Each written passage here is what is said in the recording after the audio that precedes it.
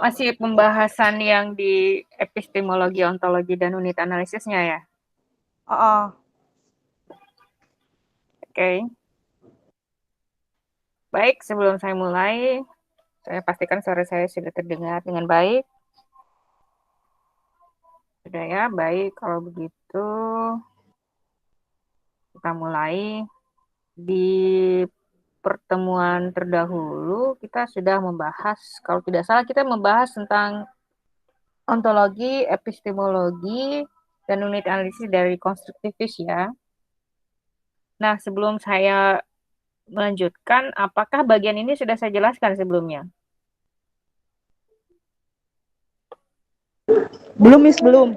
Belum ya? Belum, Miss, belum. Belum, Miss. Oke. Gimana kemarin ininya? Ujiannya? Bagusan writing atau verbal? Verbal, Miss. Verbal ya?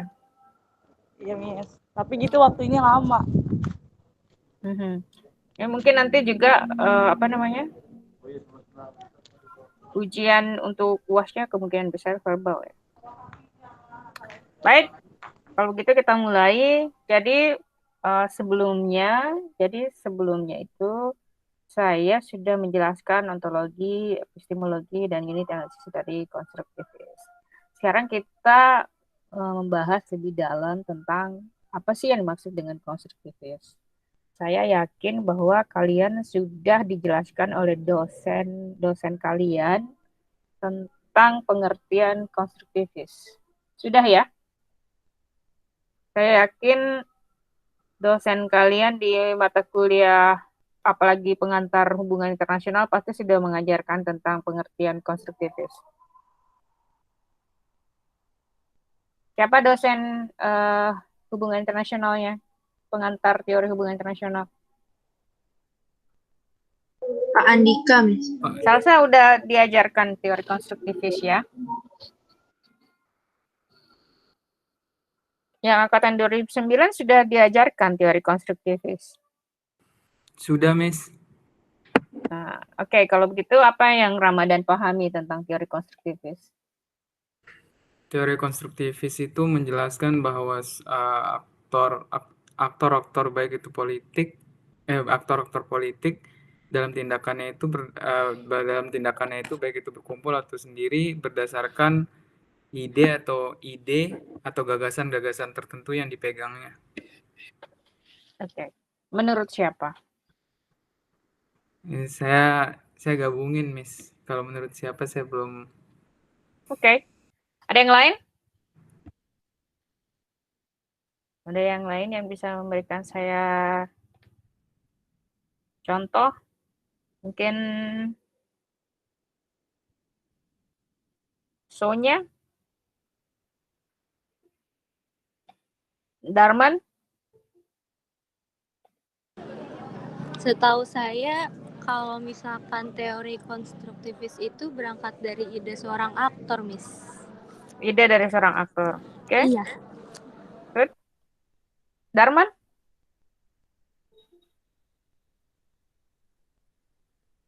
Mana syukur Darman?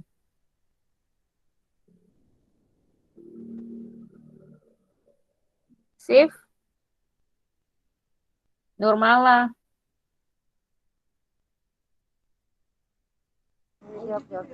Maaf, Miss. Lupa dikit. Kalau Oke, saya kalau juga itu ada aktor-aktornya juga, Miss. Konstruktivis. ada aktor-aktornya. Iya, ide yang berawal dari aktor. Ide Dari yang ide. Oke.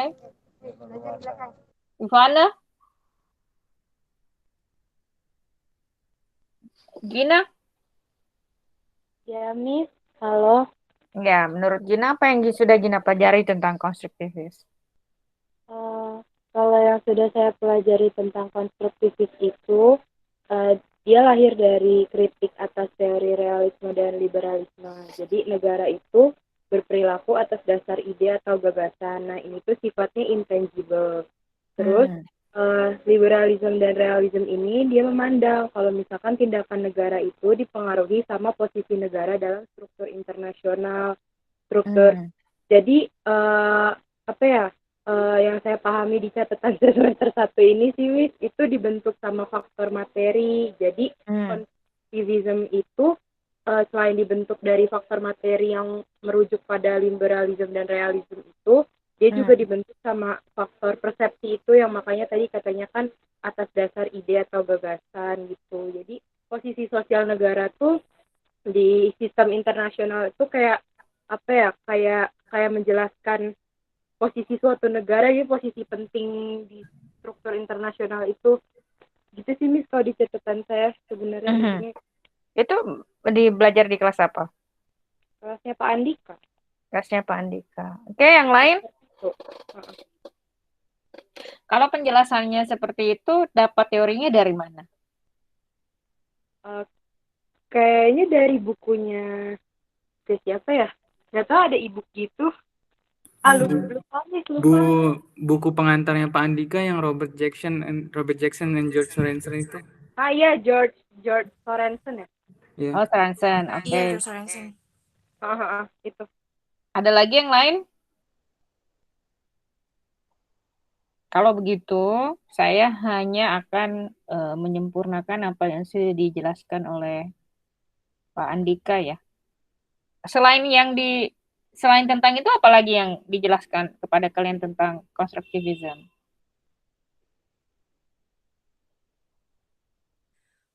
Kalau seingat saya waktu kelasnya Pak Andika ngebahas konstruktivisme itu ini sih, Miss. Jadi kita lagi belajar teori dalam hubungan internasional.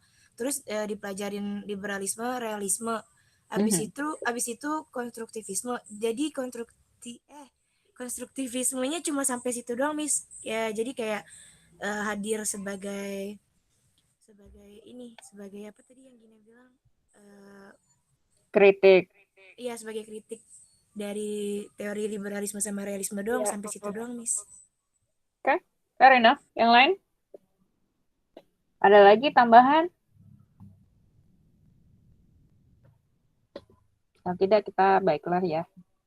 Saya jelaskan mungkin sedikit, not too much about constructivism, karena kalian pada dasarnya sudah dapat, you already have a basic, so maybe just very light kind of introduction.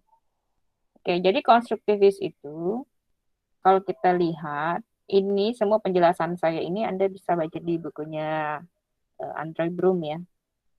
Nah, menurut Andre Bloom itu, konstruktivis itu berusaha untuk memahami dynamic roles, jadi dinamika peran yang dimainkan oleh ide, norma, nilai, dan identiti dalam proses dan hasil dalam GPE. Jadi yang bermain sangat penting dalam konstruktivis itu adalah dinamika peran yang dimainkan oleh ide. Ide di sini refers to ide oleh aktor.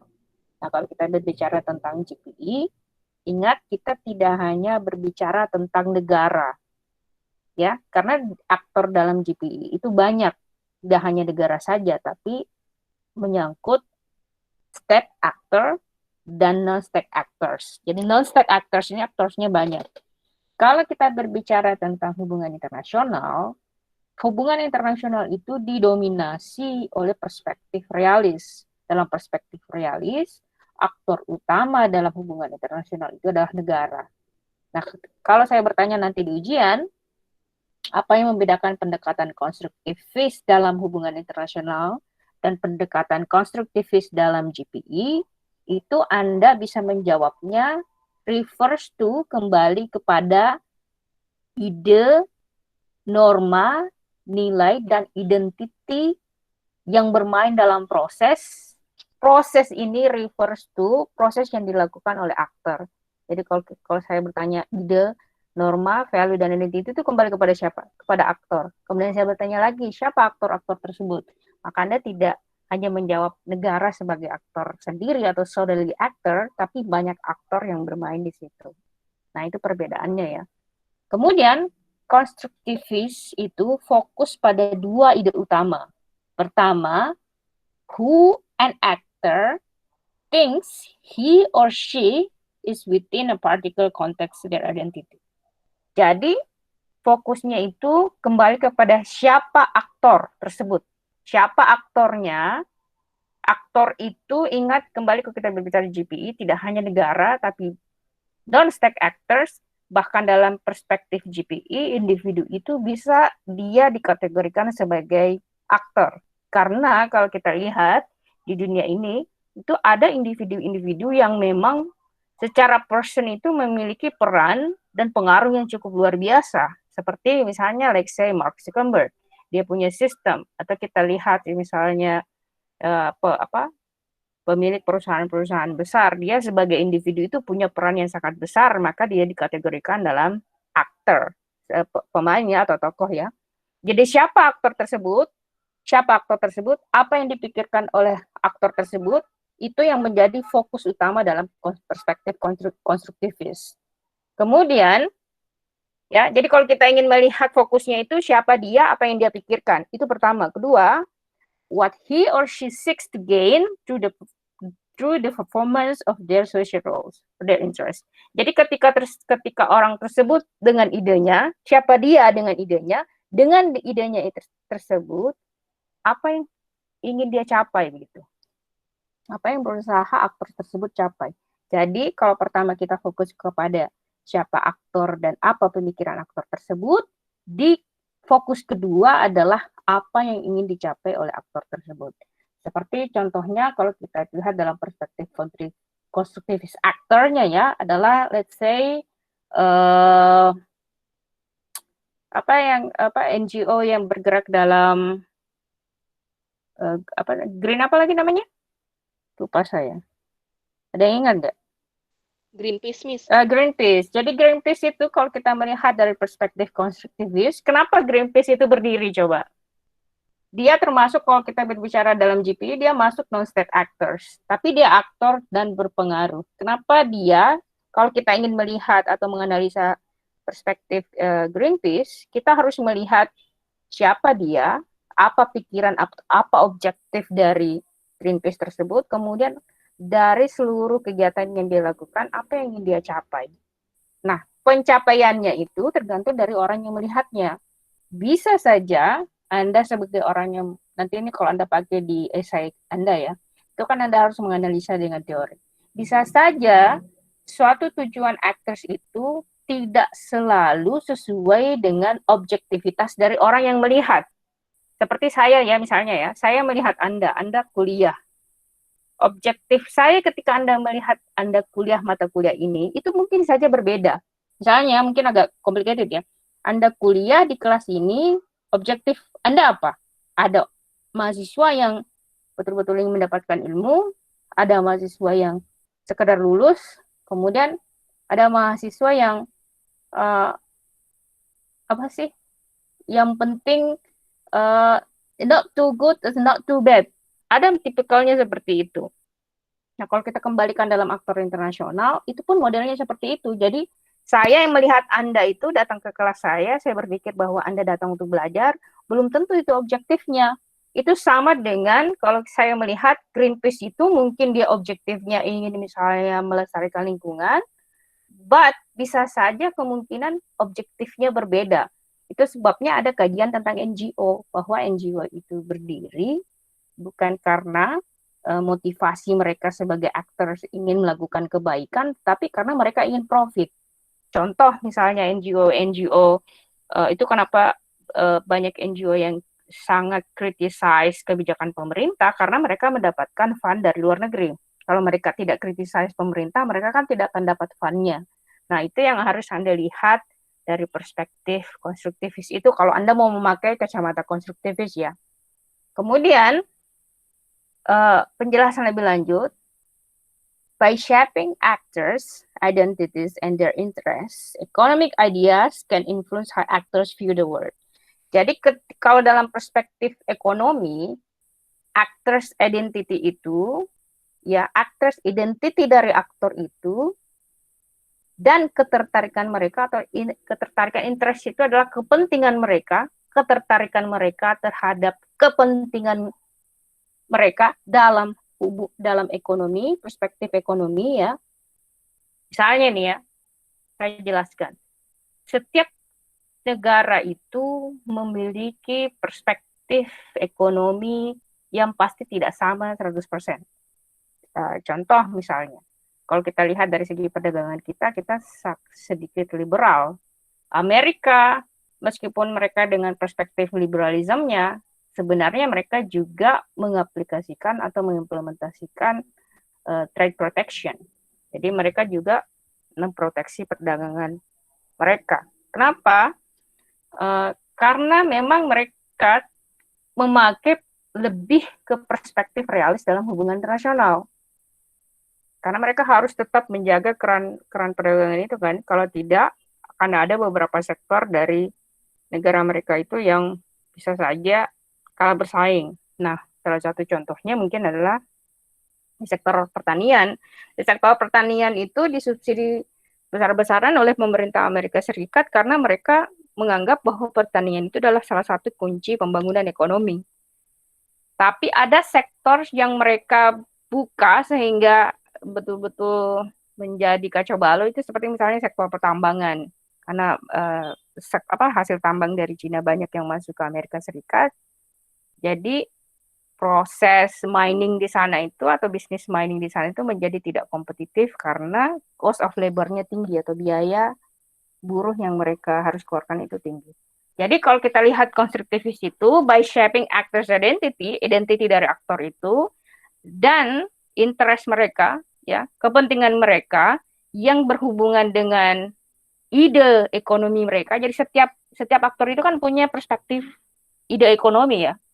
Ada dari kalian yang sangat sosialis orangnya. Dia pokoknya nggak mau kalau ada perusahaan yang sangat kaya. Itu tidak ingin ada monopoli. Tapi ada juga di antara kalian yang oke aja kalau ada orang yang sangat kaya atau ada perusahaan yang sangat kaya. Atau mereka bekerja keras kan untuk mendapatkan itu. Jadi itu adalah refleksi Anda sebagai aktor yang kecil. Tapi kalau kita dalam lihat perspektif aktor yang besar, itu kita bisa lihat misalnya di political party. Jadi sayangnya di Indonesia itu kita tidak memiliki perbedaan ideologi yang signifikan antar partai politik.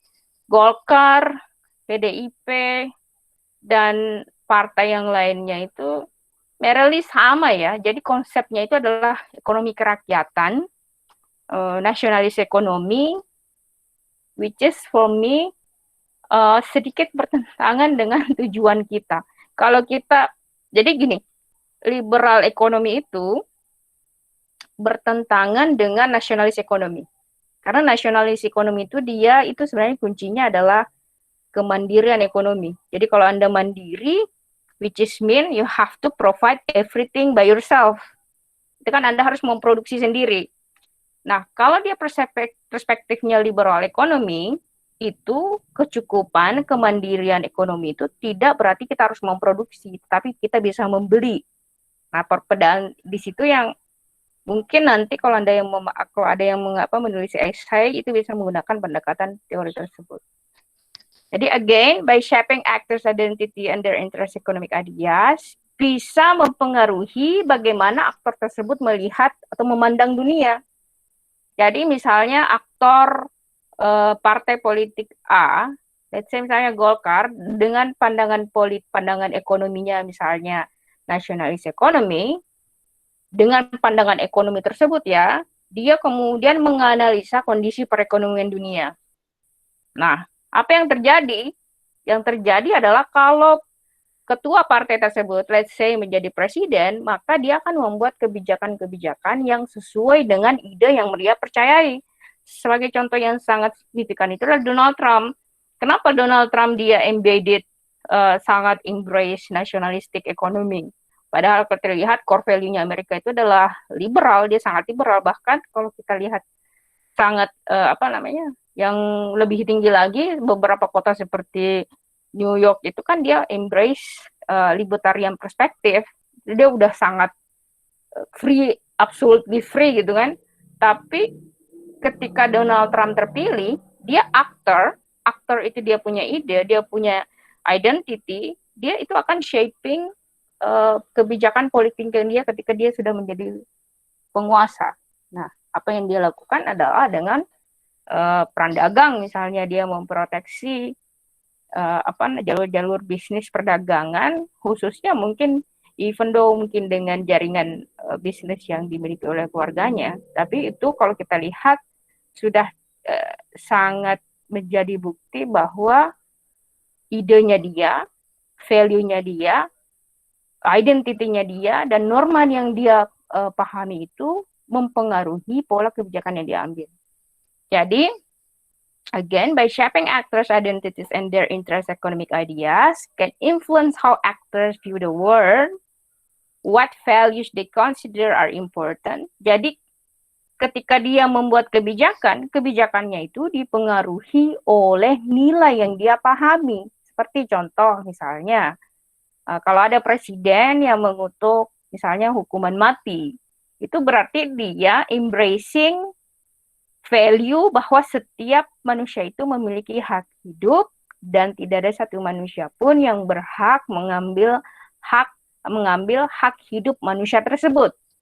Dengan value itu, dia tidak akan mungkin mengeluarkan kebijakan yang bisa menghilangkan nyawa orang lain.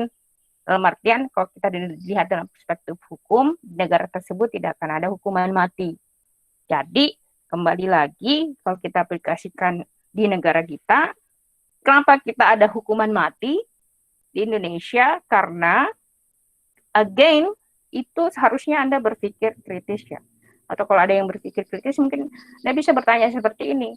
Kalau kita negara yang sangat menjunjung hak asasi manusia, kemudian negara yang betul-betul menjamin hak hidup, kalau udah begitu berarti tidak boleh ada satu peraturan yang bisa menyebabkan nyawa seseorang itu diambil oleh manusia. Jadi yang ada hanyalah hukuman seumur hidup, bukan hukuman mati. Nah, again, so what values they consider are important and which strategic goals they select to pursue. Jadi dengan ide, norma, value, dan identity tersebut, itu mempengaruhi strategic goals atau tujuan strategis yang ingin dicapai oleh aktor tersebut. Misalnya, aktor kalau dia negara, apa sih dia strategic goals yang ingin dicapai?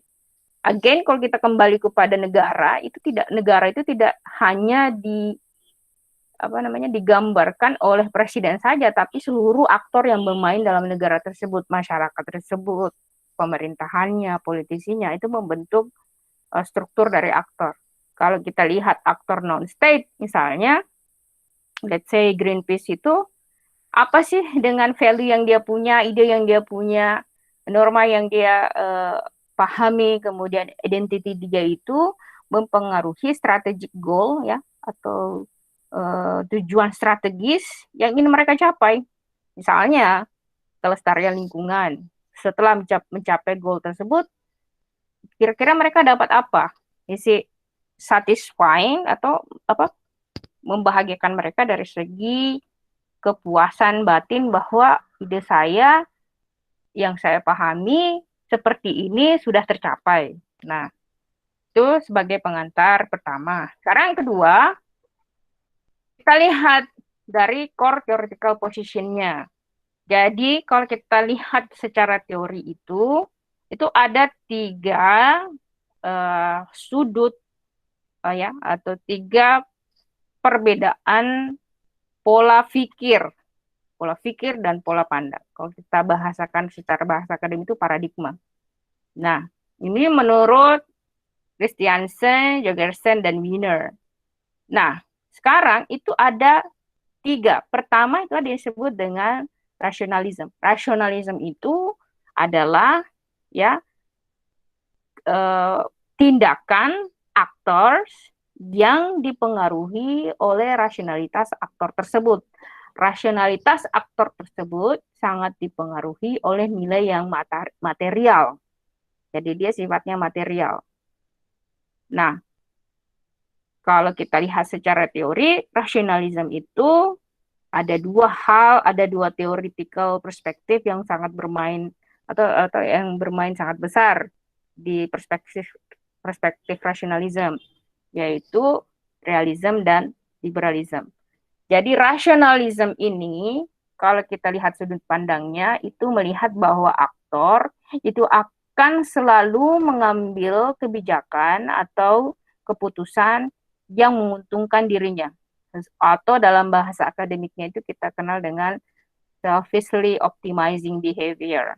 So the rational perspective itu, rationalism dan liberalism itu pada hakikatnya tidak terlalu melekat perspektif morality di situ. Jadi realism dan liberalism ini itu bertolak belakang dengan perspektif moralitas. Karena yang dilihat itu adalah benefit dari aktor. Kemudian yang kedua itu ada reflektivism. Reflektivism itu kebalikan dari rasionalism. Jadi kalau Anda lihat, kalau berarti realism dan liberalism itu rasional dong. Kalau yang lawannya reflektivism itu artinya tidak rasional. Oh enggak, itu berbeda. Jadi kalau kita melihat reflektivism ini, itu tidak kita pandang sebagai sesuatu yang tidak rasional, tetapi melihat dari perspektif aktor tersebut. Artinya, kalau dalam hubungan internasional, apa yang kalian pikirkan rasional buat Anda atau menguntungkan buat Anda, belum tentu itu menguntungkan buat saya. Itu yang disebut dengan reflektivism. Jadi jangan mengukur seseorang dengan ukuran sepatu orang lain. Jadi itu mungkin dalam bahasa sederhananya ya. Jadi reflektivism itu, again, saya jelaskan kembali, tidak berarti bahwa itu adalah pilihan yang tidak rasional. Tetapi reflektivism itu lebih refers to bahwa apa yang terbaik buat Anda belum tentu terbaik buat saya. Apa yang terbaik buat saya belum tentu terbaik buat Anda. Atau apa yang rasional menurut Anda belum tentu menjadi optimizing behavior buat saya. Jadi pengukurannya itu kembali kepada pemikiran dari aktor tersebut. Nah, kalau begitu apa bedanya dengan konstruktivism? Nah, konstruktivism ini dia berada pada tengah-tengah. Dia melihat bahwa at the same senses ya, orang harus berpikir secara logic of appropriateness ya, berarti kepantasan logika. Kalau misalnya Anda melakukan, kalau begini contohnya, kalau Anda menyerang negara lain, Anda tidak bisa expect atau Anda tidak bisa berharap kalau orang lain tidak akan menyerang Anda. Itu logiknya seperti itu, karena memang ada hukum alamnya. Tetapi ada juga yang faktor kedua yang disebut dengan socially acceptable, gitu.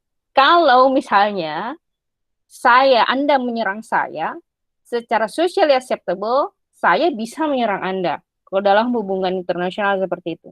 Jadi konstruktivism itu dia melihat behavior, perilaku dari masing-masing aktor. Jadi kalau dalam hubungan internasional atau di dalam perspektif GPI itu kita lihat misalnya dalam ASEAN.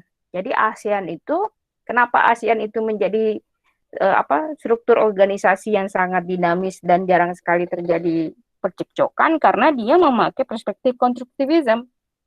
Jadi apa yang terbaik buat Singapura bukan terbaik buat Indonesia. Jadi saya kalau dalam melihat ASEAN itu, satu negara tidak bisa mencampuri urusan security dalam negeri satu negara manapun, tetapi dia fokusnya hanya pada hubungan ekonomi. Nah, pola hubungan antar negara tersebut itu bisa dianalisis dengan perspektif konstruktivism, karena dia melihat perilaku, ya, kepantasan logik dari suatu aktor dengan socially acceptable, ya, unsur-unsur sosial yang diterima oleh masyarakat tersebut dalam melihat konstelasi hubungan tersebut. Nah, contohnya seperti itu. Nah, reflektivism ini contohnya seperti masuk theoretical perspektif dari sosialisme. Sosialisme itu kan sangat sangat bertolak belakang dengan liberalisme. Kemudian postmodernism, feminism. Feminism itu kalau saya nggak tahu kalau ada di antara kalian yang feminis ya. Jadi feminis itu dia itu sangat dipengaruhi oleh pandangan dia sendiri. Pandangan dia sendiri. Jadi kalau misalnya Anda berbincang dengan orang yang feminis itu biasanya mereka punya pandangan yang sangat tegas ya. Kemudian normatif teori, critical teori, dan historical sociology. Nah, saya tidak akan menjelaskan normatif teori, critical teori, dan historical sociology karena ini masuk pada pembahasan teori yang tingkat tinggi. Oke, kita sekarang pindah ke perbedaan antara international relations debate dan philosophy of science position. Jadi kalau kita lihat international relation debate ini, behaviorism versus traditionalism. Jadi the second fondasi awal ya dari hubungan internasional itu, the first foundational itu behaviorism versus traditionalism. Apakah ada di antara kalian sudah dapat teori ini?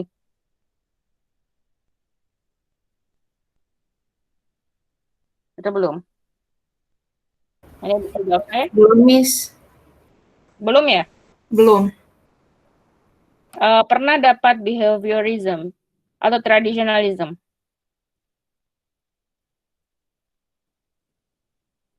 Kalau neorealism sudah ya?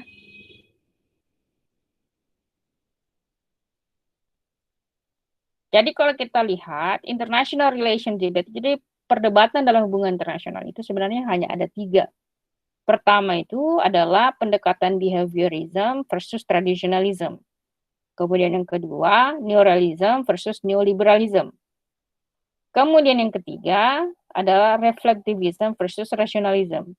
Ini terlalu mungkin buat Anda, saya nggak tahu, kalian semester ini masih dapat nggak hubungan internasional? Atau teori hubungan internasional, kalian masih dapat nggak?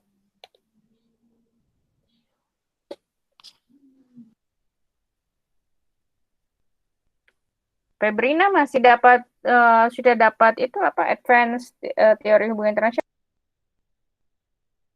Kenapa, Miss? Dapat itu enggak teori hubungan internasional yang advance? Bukan Belum, pengantar. kayaknya belum deh, cuman yang waktu itu sama Pak Andika doang, Miss. Oh, kalau semester ini belajar apa aja? Belajar kan ada GPI. Terus ada perspektif intelijen. Habis itu ada multikulturalisme. Terus politik energi sumber daya alam.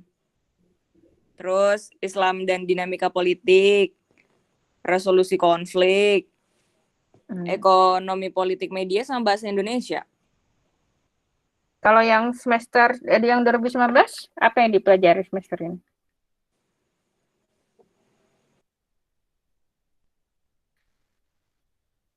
Itu Miss, GPI, Polbis, terus Geopol, politik luar negeri, sosiologi politik. Oke. Kalau begitu begini ya, nanti saya jelaskan. Sebenarnya saya berharap bahwa pendekatan teori ini sudah dijelaskan dalam teori hubungan internasional. Karena ini masuk domainnya hubungan internasional. Tapi pendekatan teori ini akan Anda nanti pahami kok. Kalau saya jelaskan, sudah saya jelaskan tentang realism dan liberalism. Jadi, again, di dalam hubungan internasional itu ada 3 perdebatan, yaitu perdebatan antara behaviorism dengan traditionalism, kemudian ketiga perdebatan antara neorealism versus neoliberalism, kemudian yang terakhir adalah reflectivism versus rationalism. Jadi kalau philosophy of science positionnya itu behaviorism dengan traditionalism itu dia hasilnya adalah logical positivism. Sedangkan neorealism versus neoliberalism itu akan menghasilkan instrumentalism. Reflective versus rationalism itu akan menghasilkan social constructivism. Social constructivism itu sebenarnya dalam bahasa sederhana itu bahwa tidak ada satupun sesuatu yang pasti dalam hubungan internasional karena semua itu melalui kesepakatan antar aktor. Apa yang disepakati oleh aktor tersebut itulah yang disebut dengan social constructivism. Tidak ada suatu hal yang pasti. Kalau dia masuk ke posisi logical positivism, maka dia adalah hal yang pasti. Apa yang dipahami oleh negara tersebut menjadi satu hakikat kepastian. Dan itu akan kita pelajari lebih jauh ya. Bukan di pertemuan ini, tapi sebagai brief, saya harap Anda bisa mendapatkan sedikit sekilas pandangan tentang international relations dan philosophy of science position. Oke, kita kembali ke konstruktivism. Jadi konstruktivism itu di dalam hubungan internasional, it concerns with the role of identity and social practices international system.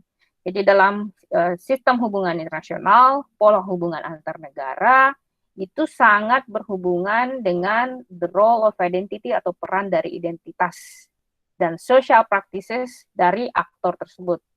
Contoh misalnya ketika Indonesia dengan value dia yang ketuhanan yang Maha Esa itu, ya contohnya ingin membuka hubungan dengan negara yang tidak memasukkan atau mencampurkan negara dengan agama seperti misalnya Cina, itu akan susah kalau Indonesia memaksakan apa yang dia inginkan atau objektifnya dia. Jadi ingat, konstruktivisme itu adalah hubungan internasional, itu berhubungan dengan the role of identity dan social practices in international system. Jadi suatu negara yang menggunakan pendekatan konstruktivisme, atau ketika Anda menulis esai dengan pendekatan konstruktivisme itu, hasilnya adalah satu negara itu pola hubungannya tidak ada yang statik tapi dinamis. Karena hubungan itu dipengaruhi oleh kedua aktor, kembali pada tadi, value, ide, norma, identiti dari aktor tersebut. Kemudian yang kedua, dalam hubungan internasional, konstruktivisme itu selalu dihubungkan dengan social contract yang bisa dirubah. Jadi suatu kesepakatan antar negara, itu dia sifatnya tidak permanen. Misalnya nih, Anda masuk dalam ASEAN, pertanyaannya apakah suatu hari Anda bisa keluar dari ASEAN? Bisa saja. Kenapa tidak bisa? Karena itu merupakan social contract. Toh aktor kan yang membuat kesepakatan tersebut. Kalau aktor ingin memutuskan hubungan itu bisa-bisa saja. Jadi tidak ada satu hal yang tidak bisa dirubah di dalam perspektif hubungan internasional ya, atau hubungan antar negara. Kemudian yang ketiga adalah it is associated with the end of Cold War. Jadi teori konstruktivisme ini diasosiasikan setelah berakhirnya Perang Dingin. Ya, Perang Dingin itu kan berakhir di 1991. Nah, konstruktivisme ini lahir untuk sebenarnya mengkritik dominasi dari teori sosialisme versus liberalisme. Even though konstruktivisme ini mengkritik sosialisme dan liberalisme, tapi konstruktivisme ini tidak berhasil mengalahkan liberalisme, karena liberalisme ini tetap menjadi ide yang paling top sekarang. Jadi bukan konstruktivisme ya. Kalau Anda kuliah di luar negeri itu, Anda akan sering menemukan hanya ada dua percabangan ide yang paling sering muncul, atau ada tokoh-tokoh yang paling banyak menganut perspektif konstruktivis dan liberalis. Ya, kalau Anda sebagai anak HI itu sudah harus bisa memilih ideologi apa yang Anda anut ya.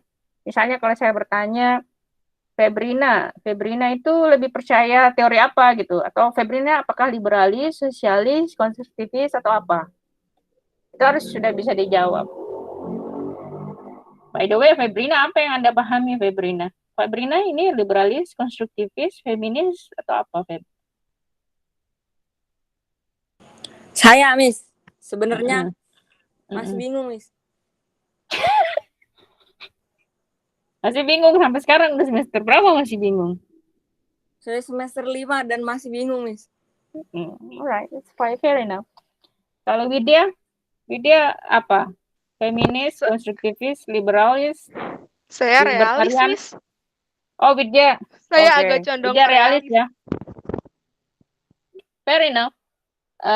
Ramadan? Kalau saya konstruktivis, Miss. Saya Ramadan konstruktivis. Salsa? Saya, Miss.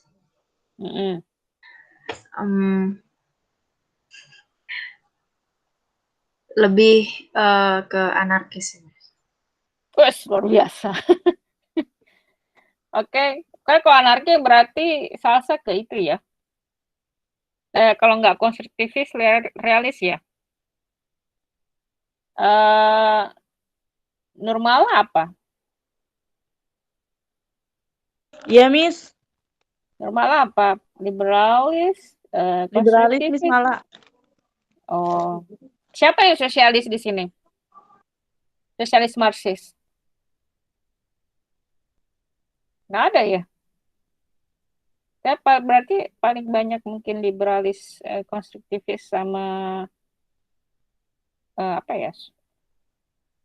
Realis ya. Harusnya sih biasanya kalau anak hubungan internasional itu dia didominasi oleh perspektif realis. Tapi nggak tahu deh kalian. Oke, sekarang saya lanjutkan ya. Jadi, again, di dalam hubungan internasional itu, konstruktivisme itu selalu dihubungkan dengan social contract yang bisa dirubah. Kemudian diasosiasikan, jadi lahirnya ide konstruktivisme itu selalu diasosiasikan dengan berakhirnya Perang Dingin di 1991, di mana 1991 itu menunjukkan berakhirnya dominasi ideologi sosialisme versus liberalisme. Nah, tapi pada hakikatnya yang menang itu tetap liberalisme. Kita lihat terlalu banyak negara yang mengadopsi perspektif liberalisme. Konstruktivisme itu ide baru dan belum terlalu banyak negara yang mengadopsi tersebut. Palingan yang paling condongnya konstruktivisme itu di negara-negara Skandinavia. Kalau Anda ke Eropa itu banyak yang menganut perspektif konstruktivisme. Sekarang main thinkers-nya termasuk Nicholas Onuf. Dia adalah profesor emeritus international relation at the Florida International University. Di Inggris itu ada profesor yang terkenal menganut perspektif konstruktivisme yang namanya Nicholas Wheeler. Nicholas Wheeler ini dia profesor dari University of Birmingham. Anda kalau Google, silahkan Google Nicholas Wheeler, itu banyak bukunya tentang konstruktivisme. Alright, jadi ada satu pendekatan yang harus kita pahami bahwa konstruktivisme itu it also refers to non-rational perspective. Jadi non-rational perspective itu berarti dia against ya, tidak satu paham dengan liberalisme dan realisme seperti yang tadi sudah saya jelaskan. Tetapi tidak mengindahkan perspektif liberalisme dan realisme itu. Dia non-rasional, dia berada di tengah-tengah. Nah, salah satu contohnya misalnya pendekatan ide yang dijelaskan oleh Profesor Nicholas Wheeler. Again, Profesor Nicholas Wheeler itu dia adalah profesor dari University Birmingham. Dia menggambarkan konstruktivisme itu seperti uang. Jadi uang itu hanya memiliki nilai kalau kita sepakat bahwa uang itu memiliki nilai. Kalau kita tidak sepakat bahwa uang itu tidak memiliki nilai, maka uang tersebut tidak bisa dipakai. Berarti butuh kesepakatan antar aktor sehingga hal itu bisa berjalan. Ya. Nah, jadi again, Nicholas Wheeler itu mendeskripsikan konstruktivisme itu seperti uang. Uang itu hanya bisa berlaku atau memiliki nilai ketika disepakati oleh masing-masing aktor. Nah, di dalam perspektif konstruktivisme itu, negara itu bukanlah aktor material. Jadi dalam artian dia tidak menjadi abstrak. Karena identitas suatu aktor itu bisa berubah melalui pola interaksi. Contohnya apa? Negara yang dulunya sangat suka berperang itu bisa berubah menjadi negara yang sangat cinta damai karena dia memiliki pola interaksi dengan negara lain. Atau pola tekanan dari negara lain, seperti contohnya Jepang. Jepang dulu itu paling doyan berperang. Ya. They really like to, mereka suka sekali war. Tapi karena proses interaksi mereka dan kalahnya mereka di Perang Dunia Kedua, Jepang ini akhirnya menjadi salah satu negara yang sangat cinta damai karena pola hubungannya dengan Amerika Serikat dan sekutunya. Sama juga dengan Inggris dan Eropa ya. Dulu mereka kalau kita lihat sejarahnya adalah negara-negara yang sangat sekali suka berperang. Tetapi dengan pola interaksinya antar negara-negara yang menyepakati bahwa perang itu merupakan pilihan yang buruk, maka mereka menjadi negara-negara yang sangat mendukung hak asasi manusia. Nah, Jadi dalam perspektif konstruktivisme itu, state itu bukanlah is not a material actor, bukan aktor yang sifatnya material. Karena identitas aktor itu sebenarnya bisa berubah melalui pola interaksi. Jadi kalau Anda mempelajari hubungan internasional, kalau Anda memahami perspektif konstruktivis itu, berarti Anda akan berpikir seperti ini.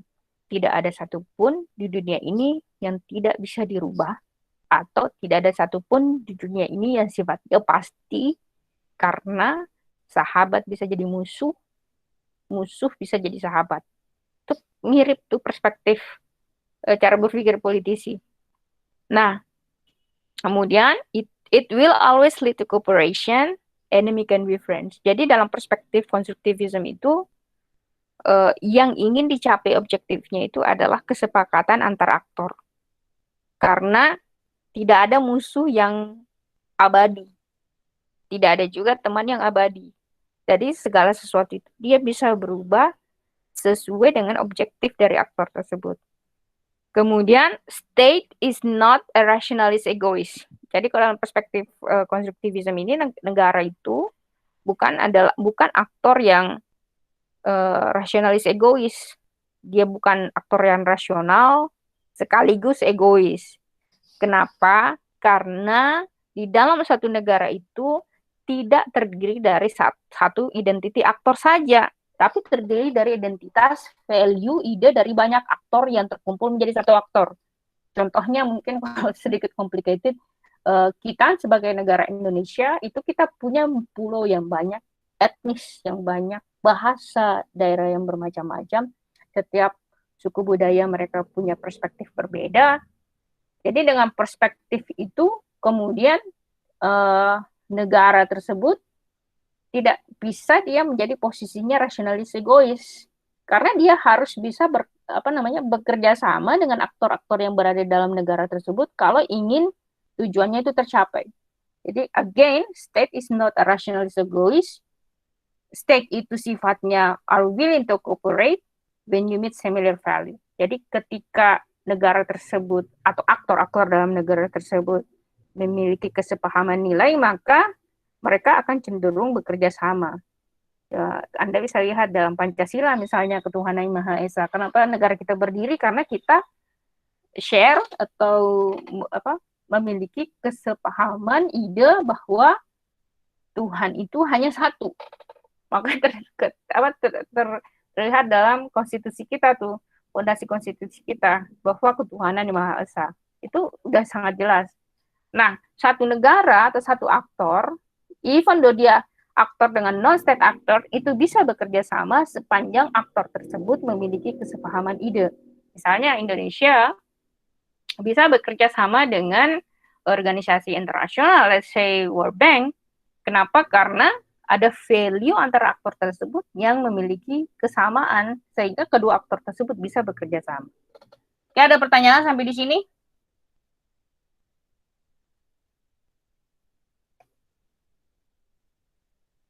Semua paham?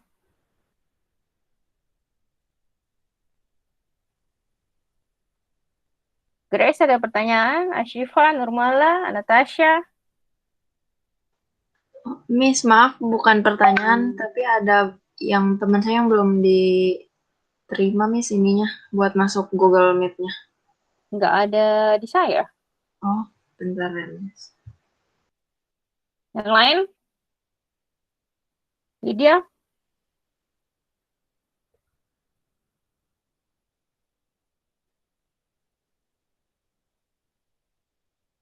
Berarti udah clear semua ya? Kapan kalian besok kalian ada waktu nggak? Are you free tomorrow at 7? Kuliah, Miss, besok. Besok jam 10 sampai jam 11 ada kelas, Miss. Iya. Jam 10, 11 malam? Enggak, jam 10 pagi sampai jam 12.40. Iya. Kan jam 7 malam maksud saya. Ada kuliah. Kosong, Miss, jam 7 malam. Ada yang berminat makeup class tomorrow at 7? Tapi kan ada yang 2019 juga tuh, Miss. 2019 yang nggak tahu deh ada jam berapa. Widya besok ada kelas nggak? Kalau malam nggak ada kelas, Miss. Nggak ada ya, berarti cuman saya yang kelas malam ya. Ada pertanyaan nggak? Kalau tidak ada pertanyaan, saya cukupkan sampai di sini. Nggak ada ya? Oke, kalau tidak ada, saya berharap kita bisa make up kelas besok ya. Kalau ada yang nggak setuju, sampaikan memang sekarang. Oke, Miss. Iya, Miss. Oke, alright. Kalau begitu, oke. Nggak ada masalah ya. Oke, alright. Dan kalau begitu, saya cukupkan kelas untuk malam hari ini. Kita ketemu besok jam 7 ya. Thank you very much. Have a good night. Terima kasih banyak. Bye-bye. Terima kasih, Miss. Bye. Terima kasih banyak, Miss. Yuk. Terima kasih ya, Miss.